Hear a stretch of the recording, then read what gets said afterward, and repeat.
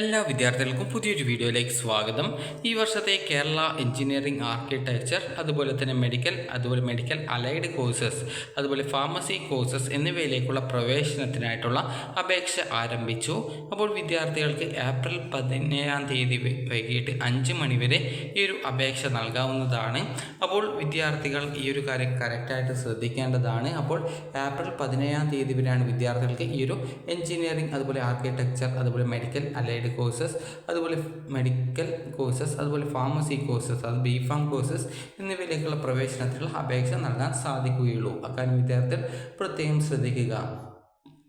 അതുപോലെ തന്നെ വിദ്യാർത്ഥികൾക്ക് യോഗ്യത എന്ന് പറയുന്നത്, നിങ്ങളിപ്പോൾ +2 പഠിച്ചുകൊണ്ടിരിക്കുന്നത്, അത് +2 ഇപ്പോൾ പരീക്ഷ എഴുതിയിട്ടുള്ള വിദ്യാർത്ഥികൾക്കും നേരത്തെ പരീക്ഷ എഴുതി കഴിഞ്ഞിട്ടുണ്ടായിരുന്ന വിദ്യാർത്ഥികൾക്കും, അതായത് ഓൾറെഡി +2 കഴിഞ്ഞിട്ടുള്ള വിദ്യാർത്ഥികൾക്കും ഈ ഒരു അപേക്ഷ സമർപ്പിക്കാവുന്നതാണ്.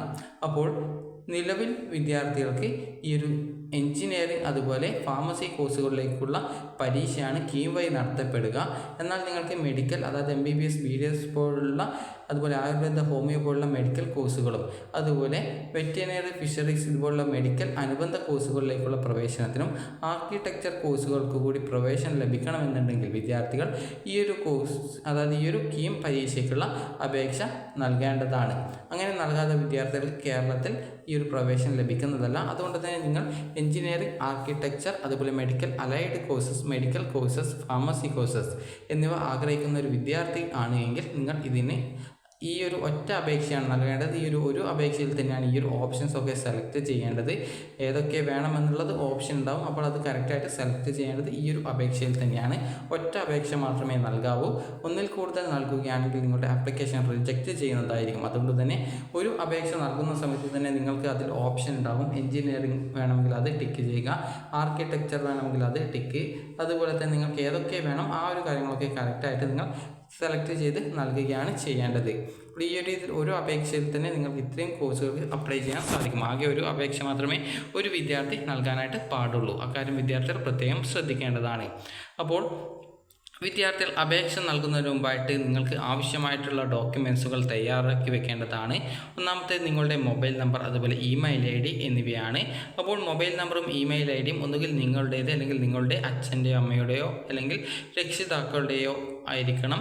അതായത് ഇതിൽ ആരുടെയെങ്കിലും ആയാൽ മതി. അതുപോലെ മൊബൈൽ നമ്പറും ഇമെയിൽ IDയും നിങ്ങളുടെ അപേക്ഷ നൽകി പരീക്ഷ കഴിഞ്ഞ ശേഷവും നിങ്ങൾക്ക്, അതുപോലെ തന്നെ ഇതിൻ്റെ അലോട്ട്മെൻറ്റ് പ്രോസസ്സ് കംപ്ലീറ്റ് ചെയ്യുന്നത് വരെ ഈ ഒരു മൊബൈൽ നമ്പർ, ഇമെയിൽ ID എന്നിവ ആവശ്യമാണ്. അതുകൊണ്ട് തന്നെ ആക്റ്റീവ് ആയിട്ടുള്ളതും, അതുപോലെ ഭാവിയിൽ കട്ടായി പോകാനുള്ള സാധ്യത ഇല്ലാത്തതുമായിട്ടുള്ള നമ്പേഴ്സ് നൽകാൻ ശ്രദ്ധിക്കുക. കാരണം കഴിഞ്ഞ വർഷം തന്നെ പല വിദ്യാർത്ഥികളും അപേക്ഷ നൽകിയ ശേഷം മൊബൈൽ നമ്പർ റീചാർജ് ചെയ്യാതെ കട്ടായിപ്പോയി. 3 മാസത്തിന് ശേഷം ഓട്ടോമാറ്റിക്കലി കട്ടായി പോകും മൊബൈൽ നമ്പർ.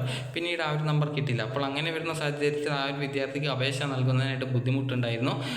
പിന്നീട് നൽകാനൊക്കെ സാധിക്കാതെ വരികയൊക്കെ ചെയ്തിട്ടുണ്ടായിരുന്നു. അപ്പോൾ അതുകൊണ്ട് തന്നെ വിദ്യാർത്ഥികൾ മൊബൈൽ നമ്പറും ഇമെയിൽ IDയും നൽകുന്ന സമയത്ത് ഈ ഒരു അലോട്ട്മെൻറ്റ് പ്രോസസ്സ് കംപ്ലീറ്റ് ചെയ്യുന്നത് വരെ ആക്റ്റീവ് ആകുന്ന മൊബൈൽ നമ്പറായിരിക്കണം നൽകിയിരിക്കേണ്ടത്. കാരണം OTP ഒക്കെ ഓരോ ഘട്ടത്തിലും ആവശ്യമായിട്ട് വരും. അടുത്തതായിട്ട് വേണ്ടത് നിങ്ങളുടെ ഫോട്ടോഗ്രാഫും സിഗ്നേച്ചറുമാണ്. JPG ഫോമാറ്റിലുള്ള സിഗ്നേച്ചറും ഫോട്ടോഗ്രാഫറും നല്ല ക്ലാരിറ്റിയുള്ള ബാക്ക്ഗ്രൗണ്ടിൽ എടുത്തിട്ടുള്ള ഫോട്ടോ ആയിരിക്കണം. അതായത് 6 മാസം മുമ്പേ എടുത്തിട്ടുള്ള, അതായത് 6 മാസത്തിനുള്ളിൽ എടുത്തിട്ടുള്ള ഫോട്ടോ ആയിരിക്കണം. അതുപോലെ തന്നെ സർട്ടിഫിക്കറ്റുകൾ അപ്ലോഡ് ചെയ്യുന്ന സമയത്ത് PDF ഫോമാറ്റിലാണ് അപ്ലോഡ് ചെയ്യേണ്ടത്. അപ്പോൾ ഈ ഒരു ഡോക്യുമെൻറ്റുകളൊക്കെ ആദ്യമേ തയ്യാറാക്കി വെച്ചിട്ട് വേണം നിങ്ങൾ ഈ ഒരു അപേക്ഷ നൽകാൻ. കാരണം പിന്നീട്, അതായത് പകുതിക്ക് വെച്ചിട്ട് സബ്മിറ്റ് ചെയ്തു പോയി കഴിഞ്ഞാൽ പിന്നീട് ബാക്കിയുള്ള ഡോക്യുമെൻറ്റുകളൊന്നും അപ്ലോഡ് ചെയ്യാനായിട്ട് സാധിക്കുന്നില്ല. അതുകൊണ്ട് തന്നെ ഈ ഒരു ഡോക്യുമെൻറ്റുകളൊക്കെ ആദ്യമേ തയ്യാറാക്കി വെക്കുക. അപ്പോൾ SSLCയുടെ സർട്ടിഫിക്കറ്റ്, അതായത് 10ാം ക്ലാസ്സോ അത് തത്തുല്യമായിട്ടുള്ള യോഗ്യതയുള്ള സർട്ടിഫിക്കറ്റാണ് ആദ്യം വേണ്ടത്. അതുപോലെ നാറ്റിവിറ്റി തെളിയിക്കുന്നതിന് ആവശ്യമായിട്ട് ബർത്ത് സർട്ടിഫിക്കറ്റോ അല്ലെങ്കിൽ SSLC സർട്ടിഫിക്കറ്റോ അല്ലെങ്കിൽ പാസ്പോർട്ടിൽ പ്ലേസ് ഓഫ് ബർത്ത് ഉണ്ടെങ്കിൽ ആ ഒരു പാസ്പോർട്ടോ ഉപയോഗിച്ച് നിങ്ങൾക്ക് നാറ്റിവിറ്റി തെളിയിക്കാൻ പറ്റുന്നതാണ്. അല്ലെങ്കിൽ നാറ്റിവിറ്റി സർട്ടിഫിക്കറ്റ് ഒരു അക്ഷയ വഴി അപ്ലൈ ചെയ്ത് നാറ്റിവിറ്റി സർട്ടിഫിക്കറ്റ് അപ്ലോഡ് ചെയ്താലും മതിയാകും. അതുപോലെ തന്നെ ഡേറ്റ് ഓഫ് ബർത്ത് തെളിയിക്കുന്നതിനായിട്ട് നിങ്ങളുടെ SSLC സർട്ടിഫിക്കറ്റോ അല്ലെങ്കിൽ ഡേറ്റ് ഓഫ് ബർത്തിനായിട്ട് അതായത് ഈ ഒരു ബർത്ത് സർട്ടിഫിക്കറ്റ് ഉപയോഗപ്പെടുത്താം. SSLC സർട്ടിഫിക്കറ്റിൽ ഡേറ്റ് ഓഫ് ബർത്ത് ഫുള്ളായിട്ടുണ്ടെങ്കിൽ അതും നിങ്ങൾക്ക് ഉപയോഗപ്പെടുത്താൻ സാധിക്കുന്നതാണ്. അടുത്തത് നോൺ ക്രിമിനൽ സർട്ടിഫിക്കറ്റ് വില്ലേജ് ഓഫീസിൽ നിന്ന് SCBC OEC, അതായത് SCBC എന്ന് പറഞ്ഞാൽ അതിൽ OBC ഉള്ള കുറേ വിഭാഗങ്ങളുണ്ട്. അപ്പോൾ അങ്ങനെയുള്ളവർ SCBCയിലാണ് വരിക. അല്ലെങ്കിൽ OEC വിദ്യാർത്ഥികളുണ്ടെങ്കിൽ അങ്ങനെയുള്ള വിദ്യാർത്ഥികൾ നോൺ ക്രിമിനൽ സർട്ടിഫിക്കറ്റ് വില്ലേജ് ഓഫീസിൽ നിന്നാണ് വാങ്ങിക്കേണ്ടത്. അതുപോലെ തന്നെ ഈ ഒരു കമ്മ്യൂണിറ്റി സർട്ടിഫിക്കറ്റ് SC/ST വിദ്യാർത്ഥികൾ അപ്ലോഡ് ചെയ്യണം. അതുപോലെ അത് തഹസിൽദാറാണ് ഈ ഒരു കമ്മ്യൂണിറ്റി സർട്ടിഫിക്കറ്റ് SC/ST വിദ്യാർത്ഥികൾക്ക് നൽകേണ്ടത്. അതായത് അവിടെ നിന്നുള്ള സർട്ടിഫിക്കറ്റാണ് വാങ്ങിക്കേണ്ടത്. അതുപോലെ EWS വിദ്യാർത്ഥികൾ, അതായത് എക്കണോമിക്കലി വീക്കർ സെക്ഷനിൽ ഉൾപ്പെട്ട വിദ്യാർത്ഥികൾ EWS സർട്ടിഫിക്കറ്റ് വില്ലേജ് ഓഫീസിൽ നിന്നാണ് വാങ്ങിക്കേണ്ടത്. ഇത് നിങ്ങൾക്ക് അക്ഷയ വഴി അപ്ലൈ ചെയ്ത് നിങ്ങൾക്ക് വില്ലേജ് ഓഫീസും തഹസിൽദാർ ഓഫീസിൽ നിന്നും ഈ ഒരു ഡോക്യുമെൻറ്റുകളൊക്കെ വാങ്ങിക്കാൻ സാധിക്കും. ഈ ഒരു ഡോക്യുമെൻറ്റുകൾ വാങ്ങിക്കുന്ന സമയത്ത് വിദ്യാർത്ഥികൾ ശ്രദ്ധിക്കേണ്ടത് എഡ്യൂക്കേഷണൽ പേർപ്പസിനും സ്റ്റേറ്റ് പേർപ്പസിനും ഉള്ള ഡോക്യുമെൻ്റ് ആയിരിക്കണം. അതായത് വിദ്യാഭ്യാസ ആവശ്യത്തിനും സംസ്ഥാന ആവശ്യത്തിനുമുള്ള ഡോക്യുമെൻ്റ് ആയിരിക്കണം വാങ്ങിക്കേണ്ടത്. അപ്പോൾ 3 ടൈപ്പ് ഡോക്യുമെൻറ്റുകളാണ് ഉള്ളത്. ഒന്നാമത്തേത് സ്റ്റേറ്റ് ഡോക്യുമെൻ്റ്, അത് സ്റ്റേറ്റ് ലെവലിലുള്ള ഡോക്യുമെൻ്റ് ഉണ്ട്. അതുപോലെ സെൻട്രൽ പേർപ്പസിനുള്ള ഡോക്യുമെൻ്റ് ഉണ്ട്, കേന്ദ്ര ആവശ്യത്തിനുള്ളത്. അതുപോലെ തന്നെ ഇതിനെ തന്നെ 2 തരത്തിലുണ്ട്. ഈ ഒരു 2 വിഭാഗത്തിലുള്ള ഡോക്യുമെൻ്റ്. ഒന്നാമത്തേത് എഡ്യൂക്കേഷണൽ പേർപ്പസിനുള്ള ഡോക്യുമെൻ്റ് ഉണ്ട്, അതുപോലെ ജോബ് പേർപ്പസിനുള്ള ഡോക്യുമെൻ്റുകളുണ്ട്. അപ്പോൾ നിങ്ങൾക്ക് വേണ്ടത് എഡ്യൂക്കേഷണൽ പേർപ്പസും അതുപോലെ സ്റ്റേറ്റ് പേർപ്പസും ആയിരിക്കണം.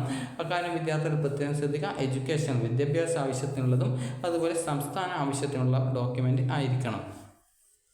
അതുപോലെ തന്നെ വിദ്യാർത്ഥികൾക്ക് ഈ ഒരു, അതായത് മറ്റെന്തെങ്കിലും സ്പെഷ്യൽ റിസർവേഷനുള്ള വിദ്യാർത്ഥികളും അങ്ങനെയുള്ള വിദ്യാർത്ഥികൾക്ക് ആ ഒരു ഡോക്യുമെൻറ്റുകൾ വേണം. അതായത് വല്ല അംഗവൈകല്യമോ അല്ലെങ്കിൽ മറ്റെന്തെങ്കിലും റിസർവേഷനുള്ള, അതായത് കാഴ്ച പരിമിതിയോ അങ്ങനെ ഒക്കെയുള്ള വിദ്യാർത്ഥികൾക്ക് അതിനനുസരിച്ച് റിസർവേഷൻ ഉണ്ട്.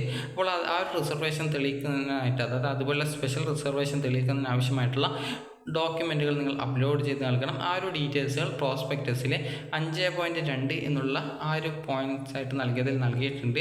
അടുത്തത് ഇൻകം സർട്ടിഫിക്കറ്റ് ആണ്. ജനറൽ കാറ്റഗറിയിൽ ഫീസ് ആനുകൂല്യത്തിന് അർഹതയുള്ള വിദ്യാർത്ഥികളാണെങ്കിൽ ഇൻകം സർട്ടിഫിക്കറ്റ് വില്ലേജ് ഓഫീസിൽ നിന്ന് ലഭിക്കുന്നത് അപ്ലോഡ് ചെയ്ത് നൽകണം. അത് അക്ഷയ വഴി നിങ്ങൾക്ക് അപ്ലൈ ചെയ്തുകൊണ്ട് നിങ്ങൾക്ക് ഇൻകം സർട്ടിഫിക്കറ്റ് വാങ്ങിക്കാൻ സാധിക്കും. അതുപോലെ നിങ്ങൾക്ക് മറ്റെന്തെങ്കിലും റിസർവേഷൻ ഡോക്യുമെൻ്റ്, അതായത് NRI കോട്ടയിൽ അഡ്മിഷൻ നേടാൻ ആഗ്രഹിക്കുന്ന വിദ്യാർത്ഥികൾ NRI കോട്ടയുടെ ഡോക്യുമെൻറ്റുകൾ ഒക്കെ ഇപ്പോൾ തന്നെ അപ്ലോഡ് ചെയ്ത് നൽകേണ്ടതുണ്ട്. അതുപോലെ മൈനോറിറ്റി, അതുപോലെ മറ്റെന്തെങ്കിലും റിസർവേഷൻ ഉണ്ടെങ്കിൽ ആ ഒരു ഡോക്യുമെൻറ്റുകൾ നിങ്ങൾ ഇപ്പോൾ തന്നെ അത് വാങ്ങിച്ചത് സംഘടിപ്പിക്കേണ്ടതാണ്. അതുപോലെ തന്നെ നിങ്ങൾക്ക് ആപ്ലിക്കേഷൻ ഫീസ് എന്ന് പറഞ്ഞാൽ SC/ST, അതുപോലെ തന്നെ ജനറൽ കാറ്റഗറി, അതുപോലെ തന്നെ എന്നിങ്ങനെയുള്ളവർക്ക് ഫീസിൽ വ്യത്യാസം ഉണ്ട്. അപ്പോൾ 4 ടൈപ്പിലാണ് രജിസ്ട്രേഷൻ വരുന്നത്. ഒന്നാമത്തേത് എഞ്ചിനീയറിങ്ങോ അല്ലെങ്കിൽ BPharm, അതായത് ഫാർമസി കോഴ്സോ, അല്ലെങ്കിൽ ഇവ രണ്ടും കൂടിയോ രജിസ്ട്രേഷൻ ചെയ്യുന്നവർക്ക് 875 രൂപയാണ് ഫീസ് വരിക. SC/ST വിദ്യാർത്ഥികൾക്ക്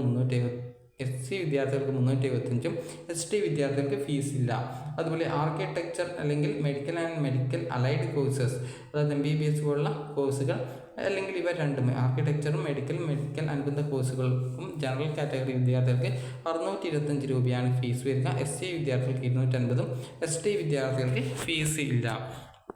അതുപോലെ തന്നെ ബോത്ത് A and B, അതായത് എഞ്ചിനീയറിംഗ്, BPharm, ആർക്കിടെക്ചർ, അതുപോലെ മെഡിക്കൽ ആൻഡ് മെഡിക്കൽ അനുബന്ധ കോഴ്സ്, അല്ലെങ്കിൽ ഇവ രണ്ടും കൂടി അല്ലെങ്കിൽ ഇതിലേതെങ്കിലും 2 എന്നിങ്ങനെയൊക്കെ ആണെങ്കിൽ 1125 രൂപയാണ് ഫീസ് വരിക. അതുപോലെ തന്നെ SC വിദ്യാർത്ഥികൾക്ക് 500 രൂപയും ST വിദ്യാർത്ഥികൾക്ക് ഫീസ് ഇല്ല. അതുപോലെ നിങ്ങൾ ദുബായിലുള്ള എക്സാം സെൻ്ററാണ് സെലക്ട് ചെയ്യുന്നതെങ്കിൽ ജനറൽ കാറ്റഗറിക്ക് ആപ്ലിക്കേഷൻ ഫീസും 15,000 രൂപയുമാണ് വരിക.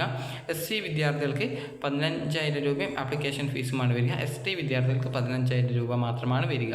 അപ്പോൾ ഈ രജിസ്ട്രേഷൻ്റെ ആദ്യ പടി എന്ന് പറയുന്നത് ആദ്യം തന്നെ ഡോക്യുമെൻറ്റുകൾ, അപേക്ഷ നൽകുന്നതിന് ആവശ്യമായിട്ടുള്ള റിസർവേഷൻ ഡോക്യുമെൻറ്റ്, അതുപോലെ എഡ്യൂക്കേഷണൽ പേർപ്പസിനുള്ള ഡോക്യുമെൻറ്റുകൾ എന്നിവയൊക്കെ തയ്യാറാക്കി വെക്കുക. അതുപോലെ അതിനുശേഷം രജിസ്ട്രേഷൻ, അതിനുശേഷം ആപ്ലിക്കേഷൻ ഫില്ല് ചെയ്യൽ, അടുത്തതായിട്ട് ആപ്ലിക്കേഷൻ ഫീ പേയ്മെൻറ്റ് ചെയ്യൽ, അതുപോലെ അതിനുശേഷം നിങ്ങളുടെ ഫോട്ടോസ്, ഇതുപോലുള്ള സർട്ടിഫിക്കറ്റുകൾ എന്നിങ്ങനെയുള്ള ഡോക്യുമെൻറ്റുകളൊക്കെ അപ്ലോഡ് ചെയ്ത് നൽകൽ. അതിനുശേഷം ഇങ്ങനെ നൽകിയ ഡീറ്റെയിൽസൊക്കെ കറക്റ്റാണ് എന്നുള്ളത് ചെക്ക് ചെയ്ത ശേഷം ഭാവി ആവശ്യങ്ങളൊക്കെ ആയിട്ട് ആപ്ലിക്കേഷൻ്റെ അക്നോളജ്മെൻറ്റ് പ്രിൻ്റ് ഔട്ട് എടുക്കൽ. ഇത്രയുമാണ് ഈ ഒരു സ്റ്റെപ്സ് എന്ന് പറയുന്നത്. അപ്പോൾ ce.kerala.gov.in എന്ന വെബ്സൈറ്റ് വഴിയാണ് വിദ്യാർത്ഥികൾ ഈ ഒരു അപേക്ഷ നൽകേണ്ടത്. അപ്പോൾ അക്ഷയ വഴിയോ അല്ലെങ്കിൽ നിങ്ങൾക്ക് ഇൻ്റർനെറ്റ് കഫേകൾ വഴിയോ ഈ ഒരു അപേക്ഷ നൽകാം. കാരണം സ്കാൻ ചെയ്ത് അപ്ലോഡ് ചെയ്യേണ്ട കുറേ ഡോക്യുമെൻറ്റുകളുണ്ട്, അതുകൊണ്ടാണ്. അപ്പോൾ വിദ്യാർത്ഥികൾക്ക് ഈ ഒരു വീഡിയോ ഉപകാരപ്രദമായിട്ടുണ്ടെന്ന് കരുതുന്നു. ഉപകാരപ്രദമായിട്ടുണ്ടെങ്കിൽ ലൈക്ക് ചെയ്യുക, ഷെയർ ചെയ്യുക. Thank you for watching.